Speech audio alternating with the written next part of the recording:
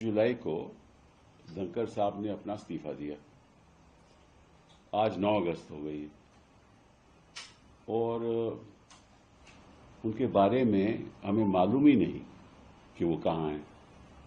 अब लापता लेडीज का तो मुझे पता था, लापता उपराष्ट्रपति का ये तो पहली बार सुना। अभी हमारे उपराष्ट्रपति थे और जिस तरह से उन्होंने सरकार की रक्षा की जब से वो उपराष्ट्रपति बने, अब लगता है कि विपक्ष को उनकी सुरक्षा करनी पड़ेगी।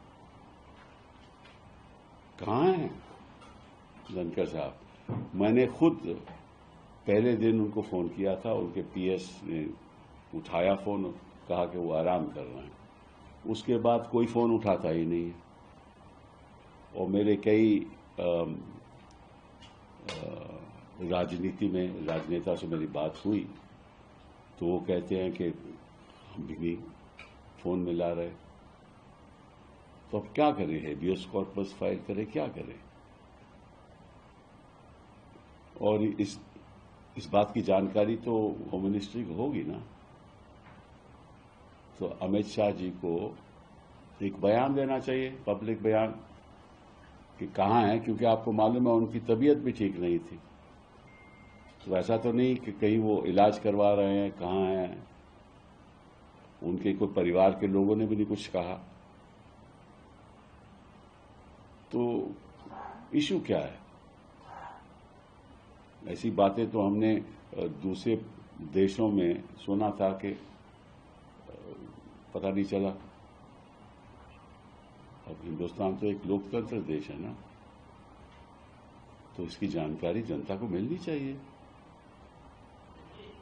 मेरे उनके साथ इतने अच्छे व्यक्तिगत संबंध थे। मेरे साथ हम भी वकील भी इकट्ठे थे, हमने कई केसेस भी आर्ग्यू किए। तो मुझे तो फिक्र है। अब ऐसे मामले में मैं कहीं जाना भी नहीं चाहता। वो एफआईआर लिखवा दूं, किसी को बोलूं, ये भी नहीं अच्छा लगता। और उनकी तरफ से भी कोई सूचना नहीं है। ये भी अजीब बात है कि उनके दोस्त हैं, उनके कई परिवार के लोग होंगे, दोस्त होंगे, कोई चर्चा ही नहीं है। तो मैं आग्रह करूंगा गृह मंत्री जी से कि आप इतना तो बता दीजिए, आपके पास तो इतने साधन हैं और बांग्लादेशी को आप ढूंढ ढूंढ के वापस भेजते हो। ये तो हमारे उपराष्ट्रपति जी हैं, इनका तो आपको मालूम होगा कि कहाँ है। तो प्लीज एक बयान दे दीजिए और अगर ठीक ठाक है तो वो भी बता दीजिए। और अगर क्योंकि वो अगर जहां भी हैं, क्योंकि उनके अपने ऑफिशियल रेजिडेंस तो है नहीं, वहां तो है नहीं ना, तो जहां भी हैं हम भी जाकर मिल लेंगे।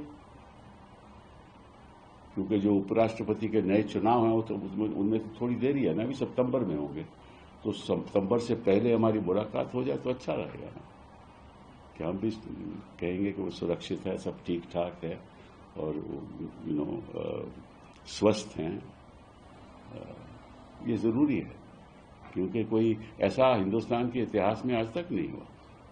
पहले तो इस तरह से कोई इस्तीफा नहीं दिया किसी ने, और फिर उसके बाद मालूम ही नहीं कहाँ है।